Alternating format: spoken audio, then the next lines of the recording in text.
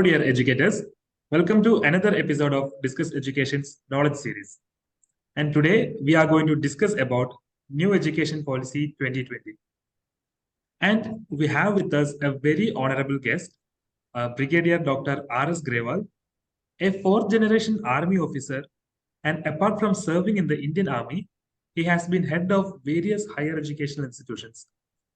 He has served as a member of faculty at the Defence Services Staff College, Wellington, and College of Military Engineering, Pune. He has had the distinction of being the first serving officer from the three services to be recognized as a guide for PhD level studies by University of Madras. He also has had the distinction of setting up three educational institutions from scratch and nurturing them to the path of growth. He has contributed papers on national security, human resource development, and higher education to prestigious journals. And he is also the author of the book Envisioning Higher Education, which talks about the challenges in front of higher education system, along with the strategies to overcome these. So it is our immense pleasure to welcome Brigadier Dr. S Grewal to the session. Hello, sir. Hearty welcome. Thank you very much, and thank you for getting me here. Sure, sir. First of all, thank you so much for coming to the session. I extend my gratitude to you on behalf of Discuss Education and Linways. Okay, now let me welcome another guest. We have with us Mr. Bastin Thomas, the founder of Linways, an organization which has been enabling digital transformation in higher education institutions for the past decade. It is my pleasure to welcome Mr. Bastin. Hello, Bastin. Welcome to Discuss Education's Knowledge Series. Thank you, others. Thank you very much. So, thank you, sir. So it is a pleasure to have you with us today. We are eager to learn more about your insights and perspective on the important topic called NEP, that means National Education Policy. So without further delay, let's get started. Shall we start, sir? So yes, please go ahead. Yeah. To begin with, based on your article about different education policy in India, could you walk us through the history of Indian education policies? So you wrote a beautiful article about the history of Indian education policies. We've gone through that particular article. So would you walk through that particular article or particular topic for our listeners, sir? Okay, I do not know which article you are referring to. I generally keep writing. But let's say, all the national education policies, they have been aimed to enhance the quality of education being provided in our educational institutions, both school level and higher education institutions. I will restrict myself, because time is at a premium today. I'll restrict myself basically to the higher education sector. Now, what happened during the British era, somewhere around 1930s, they realized that Indian universities are not doing the job which they are supposed to do. It was the quality of education being provided therein was not good enough. So what they did was they convened a committee in 1938, which was known as Sargent Committee. Mr. Sargent was the advisor to the Governor General at that time. And immediately after that, World War II broke out. And this committee, their work got delayed, but they gave their recommendations in 1944. They report, Sargent Committee report, if you read it, it's quite revealing. Very interestingly, the committee said that it will take 40 years to implement those recommendations. But Indian leaders were not prepared to wait till 1984. But the committee perhaps knew their job. They knew that this to bring about a change in such a sector, it is not an electric switch that tomorrow onwards you will say the quality will improve, it will improve. It has to be a gradual process. So, but somehow, since we were in a haste, we did not accept those recommendations. And immediately after independence, we constituted a committee which was known as Radha Krishnan Committee, and that gave its report in 1948. Number of other things. An interesting feature of this committee was that apart from emphasizing on education, that is liberal education, it also said religion should be part of the curriculum in the universities. Very interesting feature. Somehow we did not accept that. Now, when they said religion, it did not mean to say the rituals or such the customs, traditions. No. What religion actually means. Half of the people don't even know what is religion, what is theology, etc. That is what Dr. Radhakrishnan meant at that stage. But somehow we discarded that.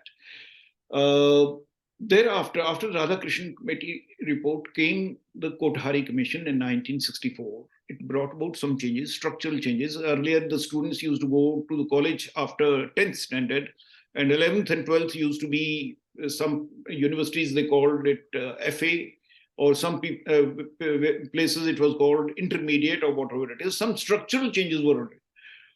But the committee again emphasized on quality of education, how to improve the quality of education, which those recommendations were something similar to what Dr. Radhakrishnan had said. He was an educationist of repute.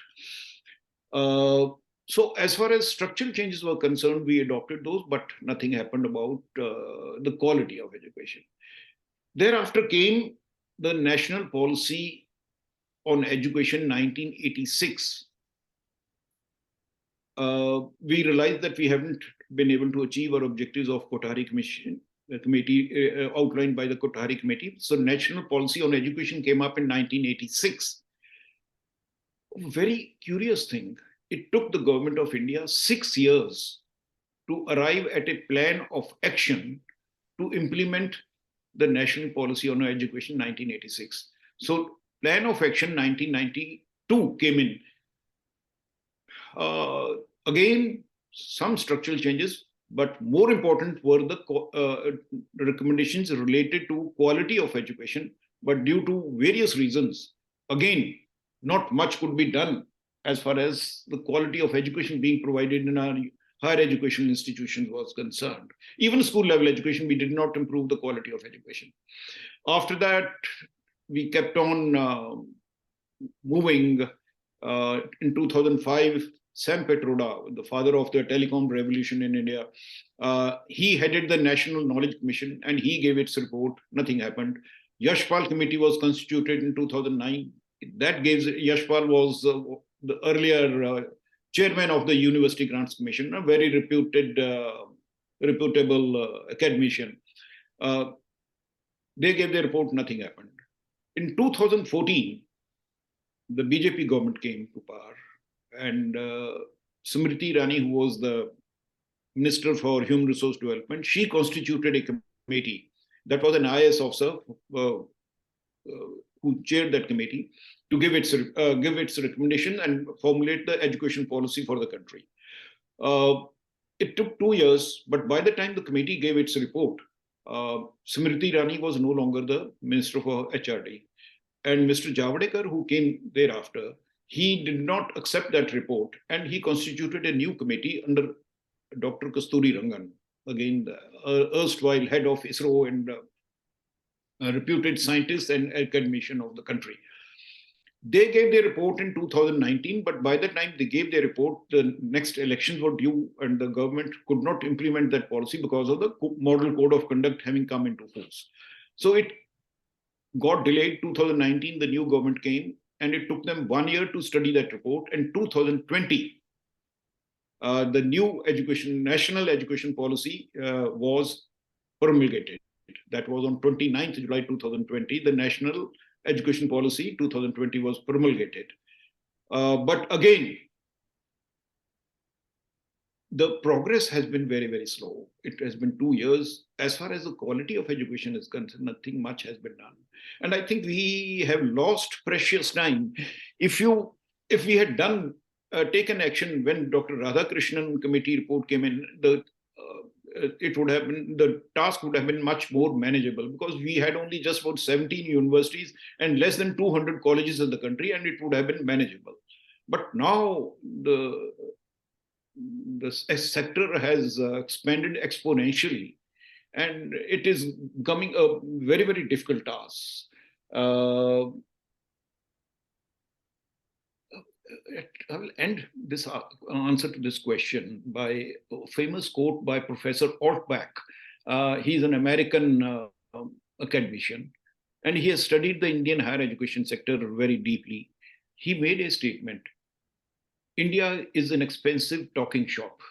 We talk and talk, but we don't do anything.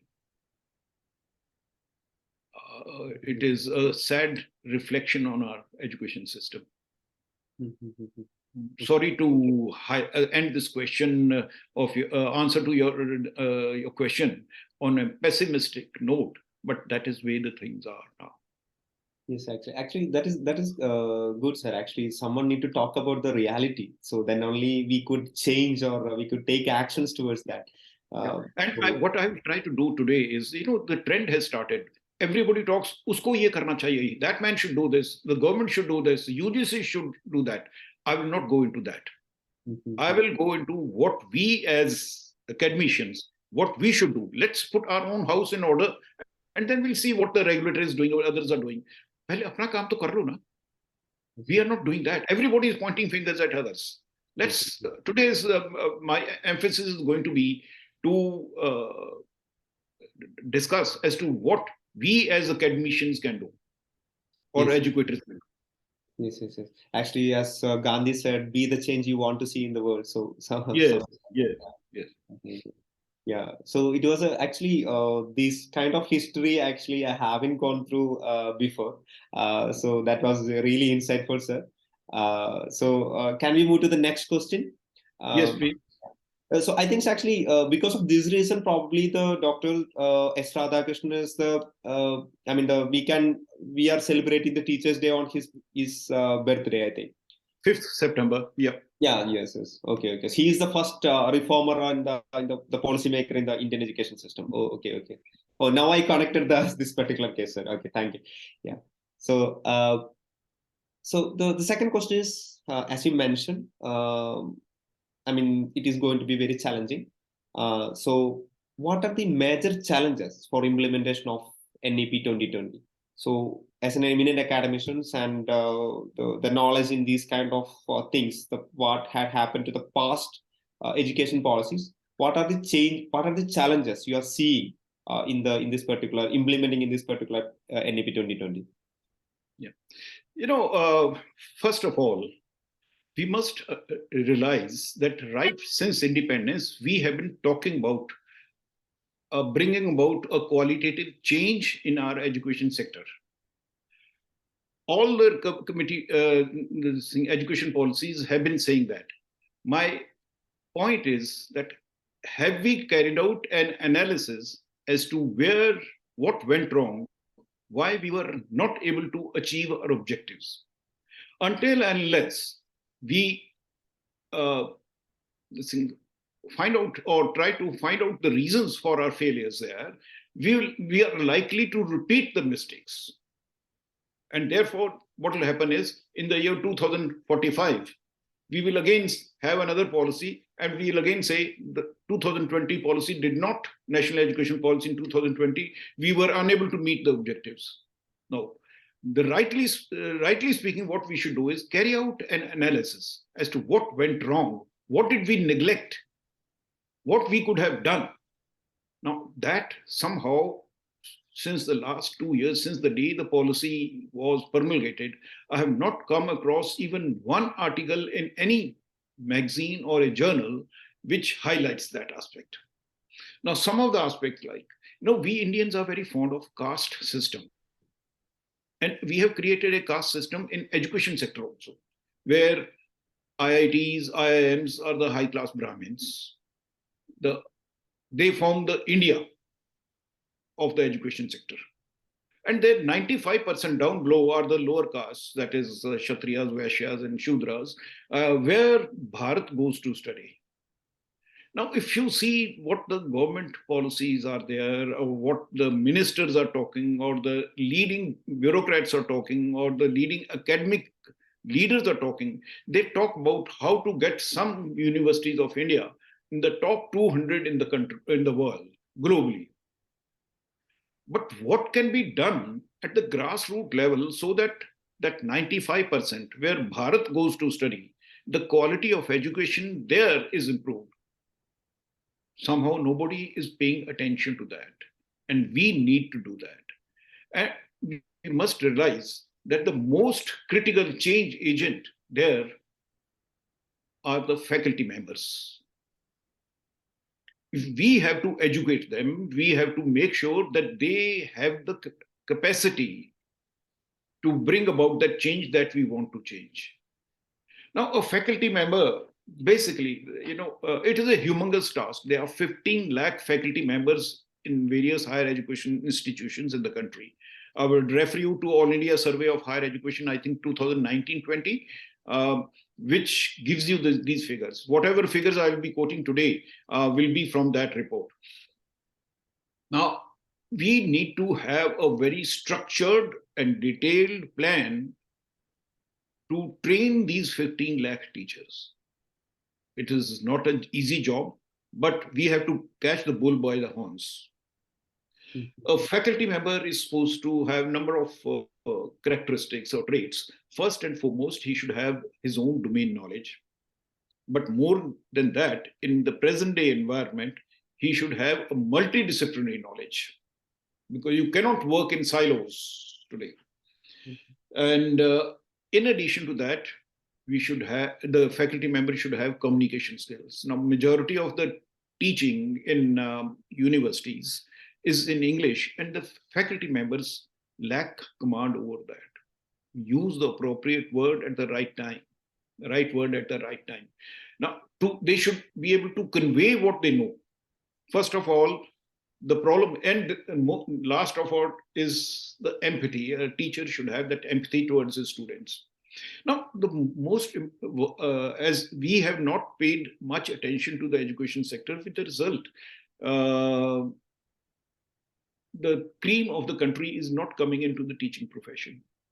You just go to IITs and carry out a survey. How many bachelor degree holders, how many teachers are there in IITs or IIMs? In case of IITs, who did their BTech from IIT? How many are? What percentage? I think it will be less than 1%. But that is the cream of the nation. And less than 1% is coming into the teaching profession. Similarly, how many of the IIM graduates who finish their MBA from there, now they give an MBA, I think, because 2017 they changed the policy, and the IIMs also are allowed to award MBA degrees. Prior to that, they could only give a postgraduate diploma. Now, how many of the MBAs from IIMs join the teaching profession in their own alma mater or some other business institute? None. So therefore, our majority of faculty members are those who don't get placements when they finish their program of study in the universities. And with the result, they lack in their own domain knowledge, leave alone the multidisciplinary knowledge. And apart from that, the communication skills they are lacking.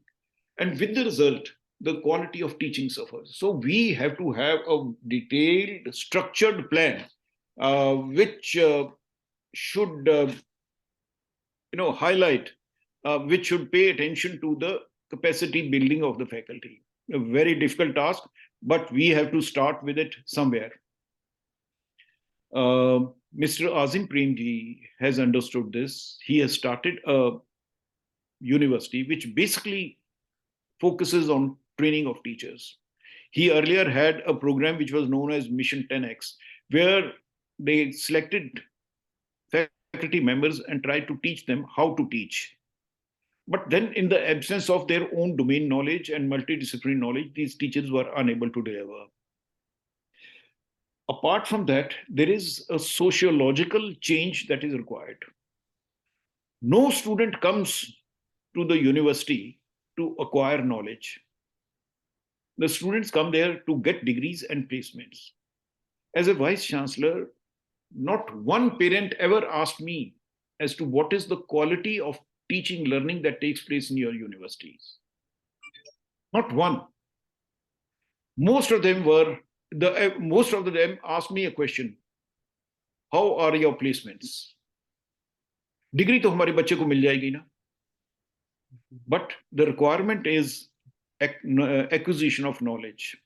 We should change the emphasis there, that how to improve the the knowledge quotient of the student, and that for that we need a paradigm shift as far as thinking of the students as well as the parents is concerned. And so do we should be there as far as the faculty members are concerned.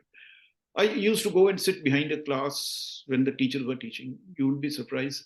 Not once did I hear a teacher that students, please study this topic. It will be of use to you in the rest of your life. They always said, study this topic. There will be a question in the examination. So it is an examination-centric approach, not a learning-centric approach. We need to shift to that. And to do that, the faculty member has to be trained very, very thoroughly, and painstaking efforts are required to change the knowledge level, as well as a detailed plan has to be made for that. In addition to that, in the modern day environment, there is we need to have an approach that leads to liberal education. Majority of the people are not even aware of what is the difference between liberal arts and liberal education. How will they implement that liberal education policy approach? So we need to highlight that.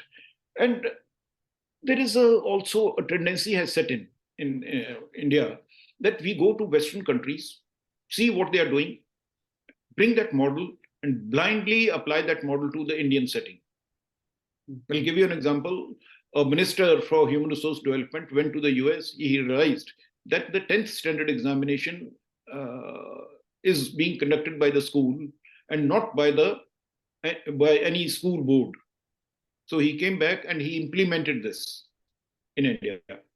And after 4 years, they realized that the number of students who appeared in the examination conducted by the school and got a CGPA of 10 was much higher than the number of students who appeared in the board examination and got 10 CGPA.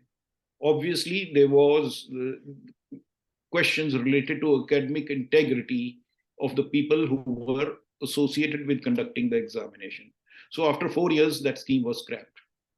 Same thing in the universities, they have the system known as choice-based credit system.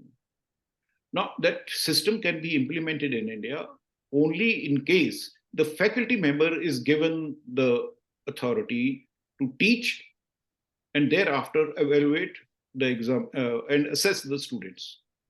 Now, that doesn't happen. None of the foreign universities in Western countries or developed countries have a system or an appointment or designation which is known as controller of examinations. There's no centralized examination. Whosoever teaches, he assesses the students and gives the grade. Now, if we have to go in for these type of changes, the main effort has to be towards capacity building of the faculty, ensuring that academic integrity is of paramount importance. Okay. Yes, sir. Actually, what you're saying that actually we need to, we need to train the faculty first to adapt these changes. Then only the system will change in the future. Yeah. I was discussing this with one leading academician, Dr. Indra Parekh from the IIM Ahmedabad. Mm-hmm. She was later in FLAME also. Okay. Mm-hmm. FLAME Pune. Mm-hmm. And she made a very pregnant statement. She said, only a guru can teach by adopting liberal education. Mm-hmm. My question is, are our faculty members today capable of being addressed as gurus? They have to come up to that equation, to that level. And we have to support them to get up to that level. It is not their fault. It is the fault of the society. It is the fault of the managements of the education institutions. It is the whole system has to bring a systemic change has to come in. Okay. Understood. Yes. So actually, we need to do a very, serious mind shift. First, we have to do that to implement Yes. this. That's what we are thought. Yeah. Okay. Yes, sir. Okay. So, can we move to the next question, sir? Yeah, I hope I will be able to answer your questions. Yes. Yeah, that's these kind of different thoughts need to be there, sir. So then only we could. I mean, this is a good thing. Actually, we need to. The focus on teachers first to improve the students. So that was your thought. Thrust of the war. Yes. Yeah. Okay, sir. The third question was in Indian higher education sector has witnessed exponential expansion after the year 2000. In what ways can higher education institutions improve the quality of our education? Because after 2000, actually, there are 400% growth in the higher education sector in India. So how we are, tackling the quality in the education, in the higher education. So what's your thought on that, sir? First of all, I must quantify as to what to highlight the expansion that has taken place in this thing. Since January 2006, we have been setting up one university per week in the country. Can you imagine? Okay. And then we have been setting up 5 colleges per day.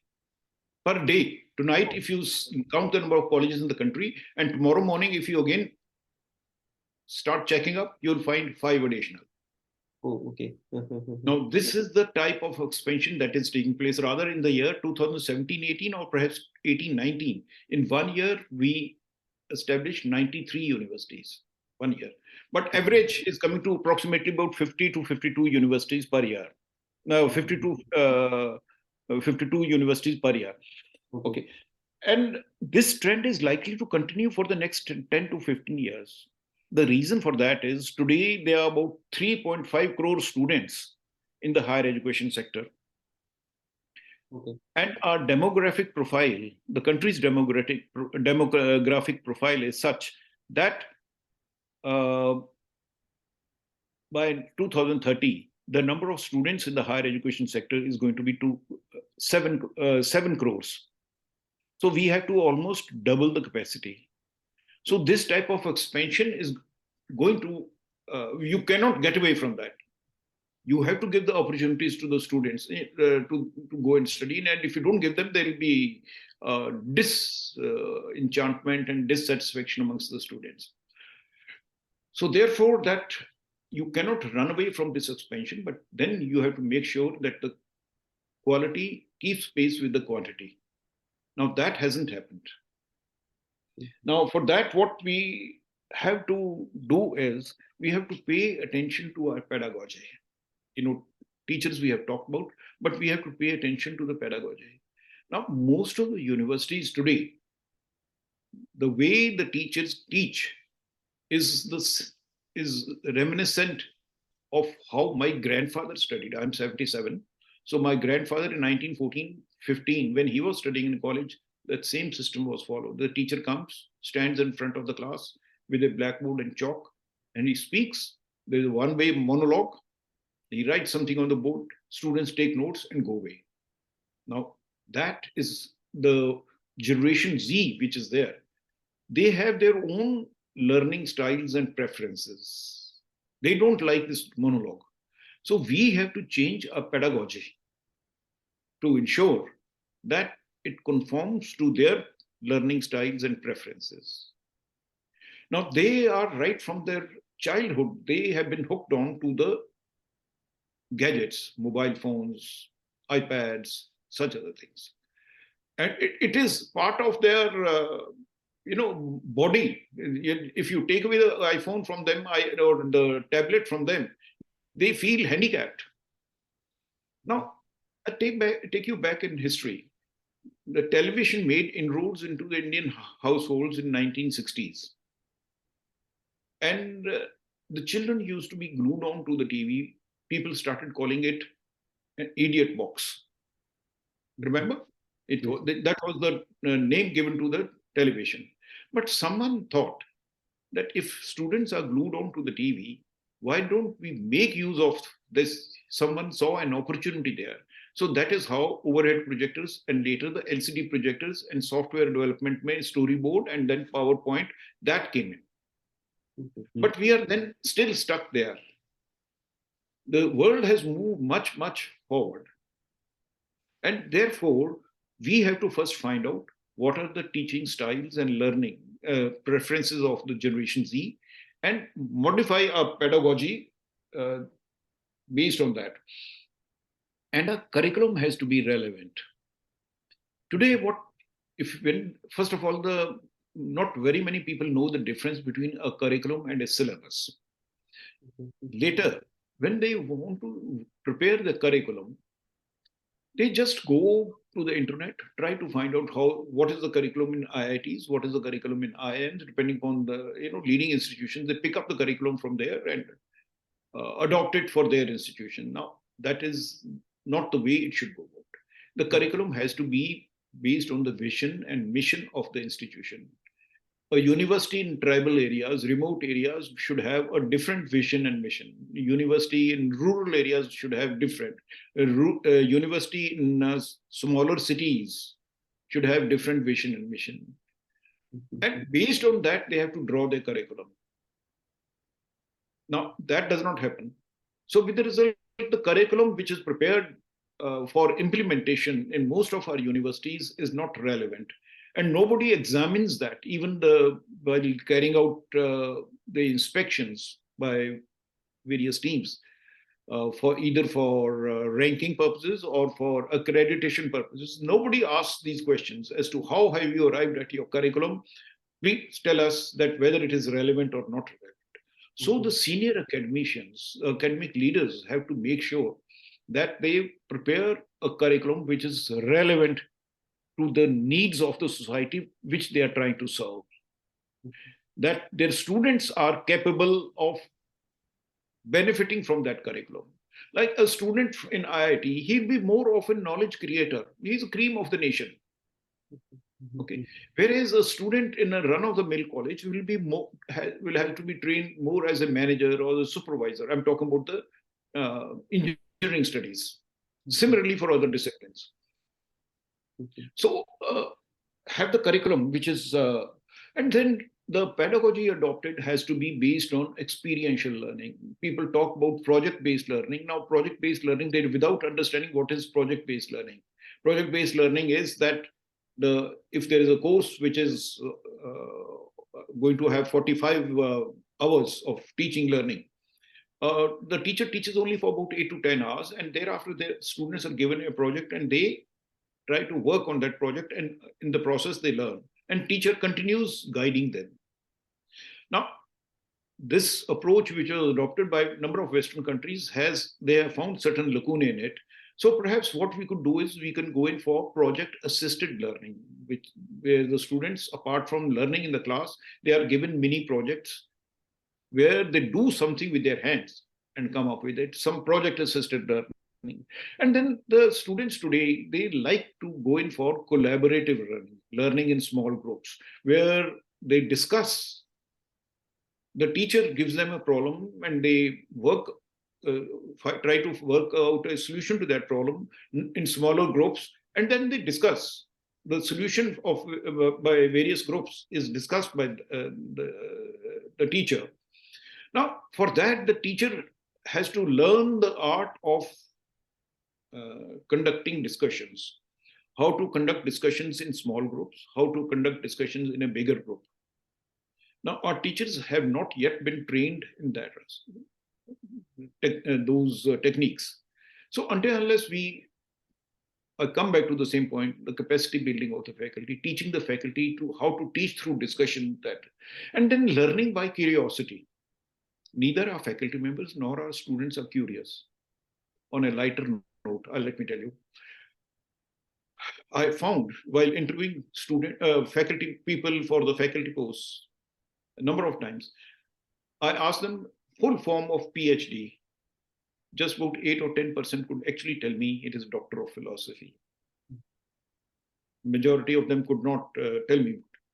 When it was Doctor of Philosophy, I asked them, why is it that for BA, we call it Bachelor of Arts?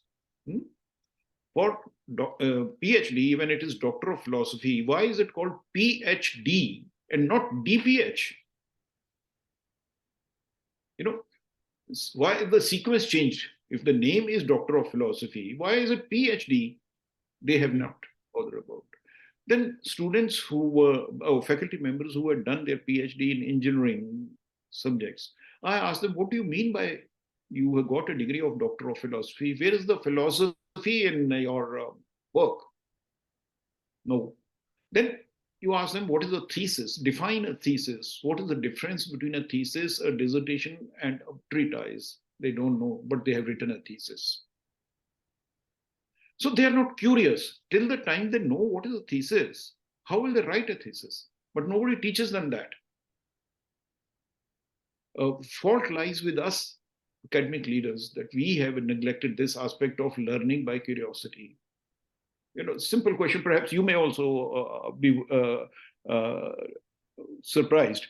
We talk about cloud computing. Why is it called cloud computing? Why not sun computing or moon computing? Why cloud computing? The faculty member should be prepared for this question from a student. Okay, so that learning by curiosity has to be a differentiated learning. It is not one size fits all. There are some advanced learnings, there are some slow learnings, there are some average learners. So we have to adopt a pedagogy which meets the intellectual aspirations of the three categories. You cannot have different classes, but within the same class, you have to adopt differentiated learning techniques. How does the faculty member go about it? We have not taught them that. So we have to go in for that. Then we have to introduce technology, because that is what Generation Z wants from us. Now, in India, the technology, when we talk about introduction of technology into teaching learning process, they talk about LCD projectors, use of LCD projectors, or perhaps online teaching. Now, this is not introduction of technology. The technology has to assist the teaching learning process, and there are different means available to incorporate technology. That is a separate lecture by itself if one has to go about that. And then we have to go in for industry, academia, collaboration. There, the industry is at fault. The industry should iterate as to what should, let's say, an MBA graduate, when he comes out of the university, what he should know and what he should be able to do. Similarly, a BTech holder, mechanical engineering, the industry should be able to see that when the student comes out after finishing his BTech in mechanical engineering, what he should do, what he should be able to do, and what he should know. Now, National Board of Accreditation has started laying emphasis on outcome-based education. They have done that, but it is a one-sided affair. The higher education institutions decide that, okay, this is what we feel should be the outcomes. Whether the industry is in agreement with that, or what are the requirements of the industry as far as preparing the human resource is concerned. Now, that doesn't happen. So with the result, the industry academia interaction which is there, it is totally lacking. We are working in silos. So we need to work in conjunction with the industry. Then only the quality of education will improve. Not only industry, even perhaps I would say even community. What are the requirements of the community? Understood. So are you saying that actually the more practical learning need to be there rather than just a classroom teaching? Yeah. And so there is another thought you mentioned is a curriculum misunderstanding between the curriculum and the syllabus.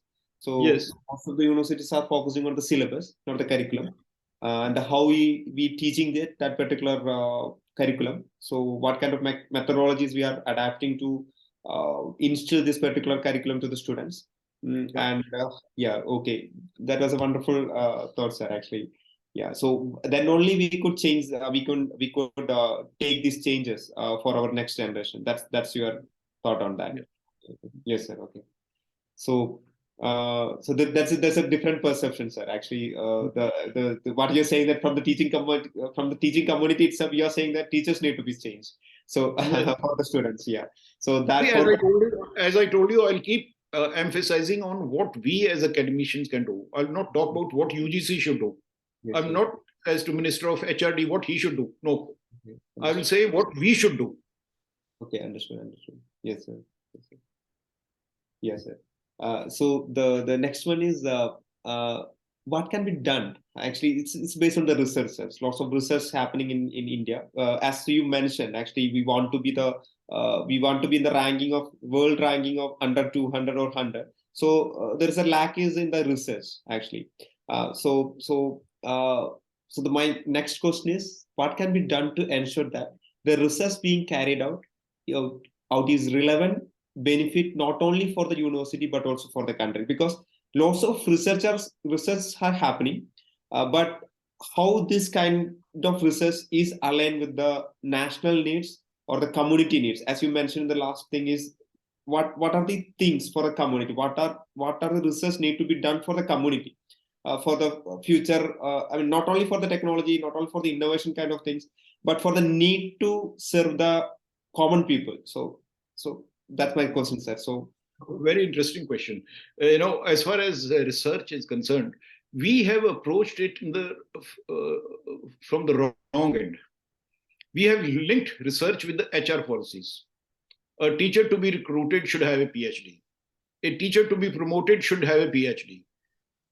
Now, we must understand research, everybody doesn't have the aptitude and the temperament to carry out research.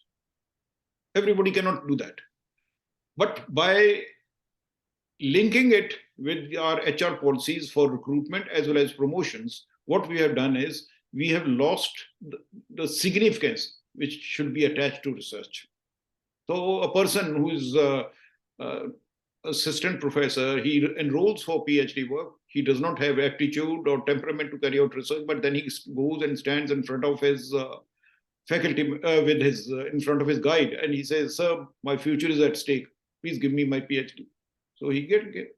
So number of PhDs which are being dished out by Indian universities, they have lost their value as far as the quality of research is concerned.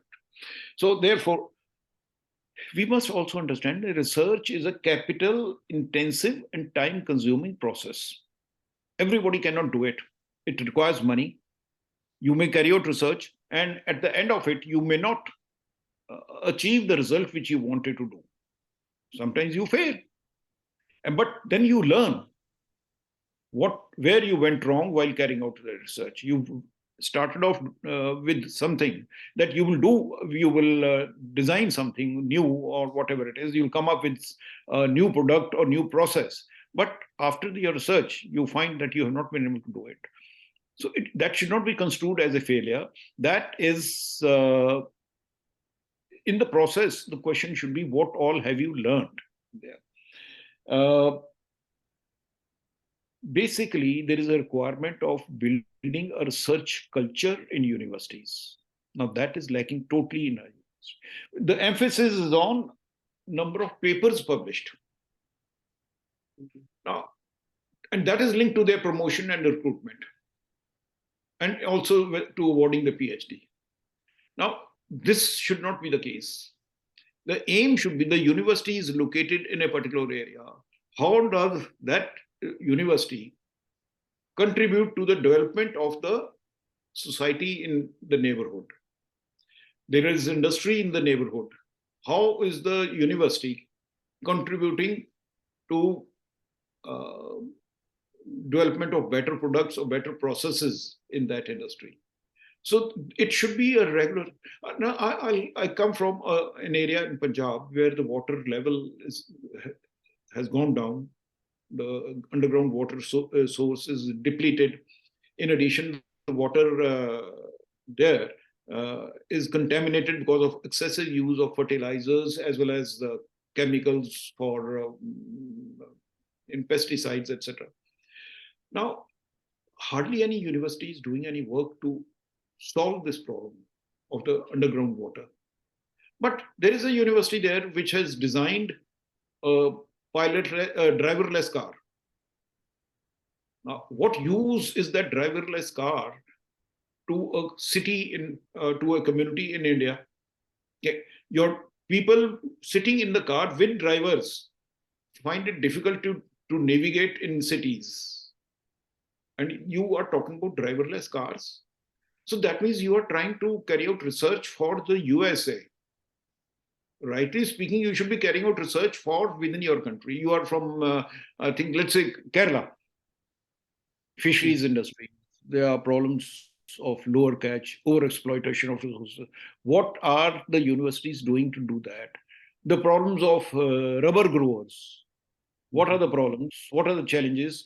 Are the universities contributing in that direction? The answer is no. We are just saying paper publish kar do, whether that is of help to society or to the national economy or national development. We are not concerned.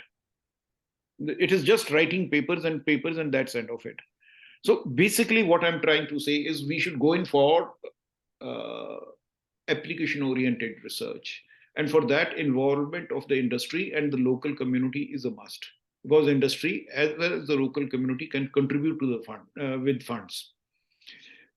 More than that, in the university, apart from establishing a research culture, the university should carry out their own SWOT analysis. What are their strengths? Your faculty members who are there, which domains are they strong in? Okay, where they can carry out. You cannot just carry out, give a one-line order, research karo. If they have to carry out research, you have to create resources for that, provide resources for that. Now, you cannot provide resources for each and every domain in the world, on the globe, or in the country. So therefore, the university should carry out an analysis, which are their niche areas. And based on that, then start providing resources to the thing. You can have a director of research, you could have researchers, support staff, resources available for that, and then go about it. And involve the local industry in it, involve the local community, let the community come in and give their requirements, that this is their things. So once a research starts benefiting the society as well as the industry, things will pick up. The emphasis has to change from paper publication to application-oriented research. Okay. So you're saying that actually the research need to be aligned with the common problems or the regional problems or the, If the university is located in a particular district, yes. What are the problems of that district? What are the problems of that state first? Try to find out that. Instead, to find out what are the problems of the United States. Okay.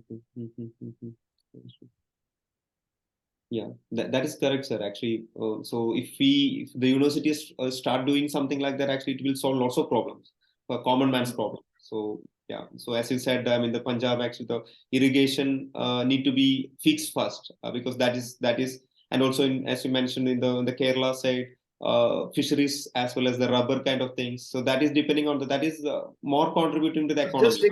I've just taken some examples at random. So one could carry out a detailed study and find out what the things are. Okay. So it was also very insightful, sir. So the fifth question is the last one. So India lags behind in providing good vocational or skill-based training. What can be done to improve the standards of vocational training being provided in our institutions? So vocational training or skill-based training need to be, instilled in our curriculum. So what's your thought on it, sir? Can I take you back in history? Yes, sir. Yes. Yeah. Can I take you back in history? Okay. In the year 1882, the British government at that time, they felt the need for vocational training. And at the matriculation level, they created two streams, general education and vocational education. That was in 1882. And in the year 1902, after 20 years, when they checked up, only 8% of the students had opted for vocational training. rightly speaking, it should be the other way around.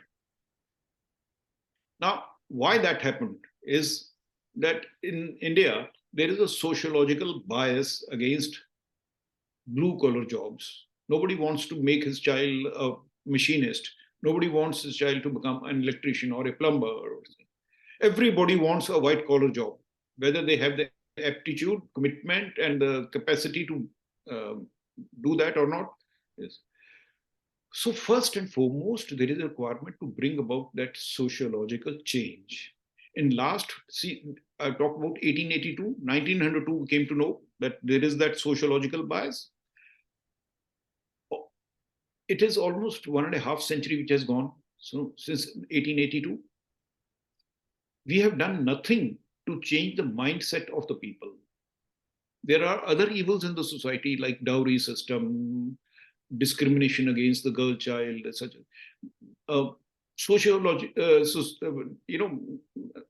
Campaigns have been launched to eradicate those evils. That is dowry system, or to bring up, empower the girls, or such other things. But no action has been taken to remove this bias against vocational education. This is the most important factor, and that is why students are not coming up for this. No student is opting for it. They go there only as a last resort. Thereafter, the curriculum which is designed in these places, it is totally outdated. The polytechnics and ITIs which are there, the curriculum is totally outdated. The industry is not at all involved in it. Let the industrial houses adopt those ITIs and then start training those people. The curriculum there has to be designed with the help of industry. And at the time of certification of the students, industry representatives should be present in for testing the students. Once that happens, you will find things will change. And students coming out of these ITIs will start getting jobs. At the moment, they go to the ITIs, they learn something, but then they are not fit enough to meet the requirements of the industry. So the first and foremost point is, let the industry be associated with drawing up the curriculum, which includes testing of the students and also day-to-day running of the institute. One. Second thing is the quality of the trainers who are there. That is, again, not up to the mark. We need to have. Third one is the resources that are provided. You'll find ITIs working there in rural areas or cities. Most of the time, electricity is not there.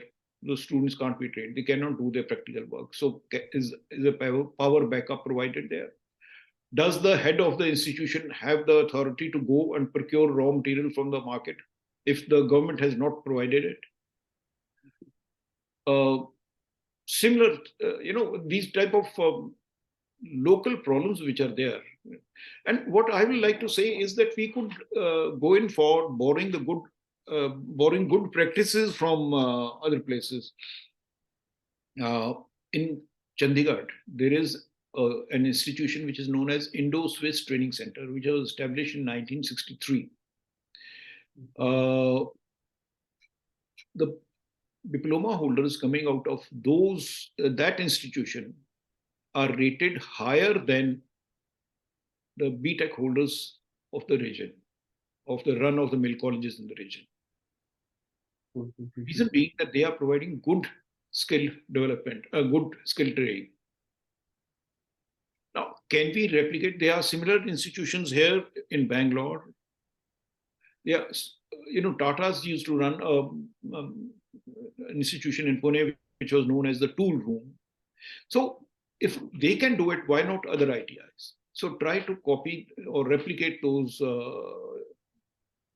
institutions, and there should be at least one in each tehsil, not one in a district, but one in each tehsil to train the students.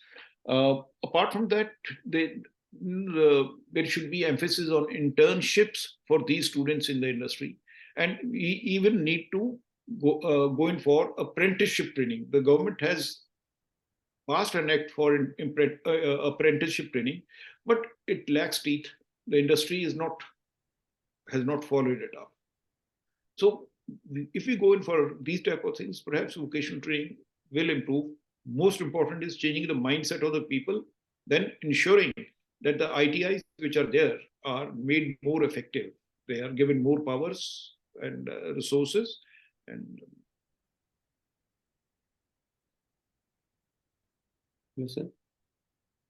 yep, that's all. Yeah, understood. Okay, okay, sir. So actually, are you saying that actually the skill-based learning or the vocational training need to be we need to emphasize on that. Then only the more and the large community, I mean the large majority of our Indian people will get job, or the more industry will come. That's your thought on that? That's particular case? Basically, our society must understand, start giving importance to dignity of labor. Yeah, okay. See, today in the society, if you want an electrician to do a job, you just go to the market, hire an electrician. He doesn't have any certification from any government body. He has learned it perhaps on the job. And when he's learning it on the job, he is making mistakes and the customers are suffering. Rightly speaking, they should be certified electricians, certified plumbers, certified machinists, such other things. That process has to be strengthened. Understood. Okay. And also, as you mentioned, actually, the dignity of the job, actually, we need to be treated or something like that. Okay, equal kind of thing. Equal or more or less, not a big difference between the white collar job and this kind of jobs. That's okay. Okay, sir. Actually, it was a very insightful and thought-provoking discussion. So happy to have with you. I mean, it was a beautiful discussion. Actually, these kind of thoughts, I mean, will instill more. I mean, we need to do more things for the new changes. So the people like us, as well as the people in the academic side, also want to change, want to adapt lots of things from these kind of thoughts, and hope this kind of discussion will make us a better future for our country and for our world, sir. So thank you very much, sir. Adesh. Hello, Adesh. Yes, Buster. Yes. Okay. This was a really great discussion, and I was like, we are really sure that the teachers in our Discuss Education community will get to learn a lot from this discussion a lot. So, sir, it was really great to have you here with us. Thank you so much for coming, and we really hope to see you in the upcoming events and sessions of Discuss Education. Thank you. Thank you, sir. Thank you so much. Yeah. Thank you for your kind words and giving me this opportunity. Thank you very much. Thank you, sir. Thank you, sir. Thank you very much, sir. Yeah. Thank you. And thank you, Boston. Yeah.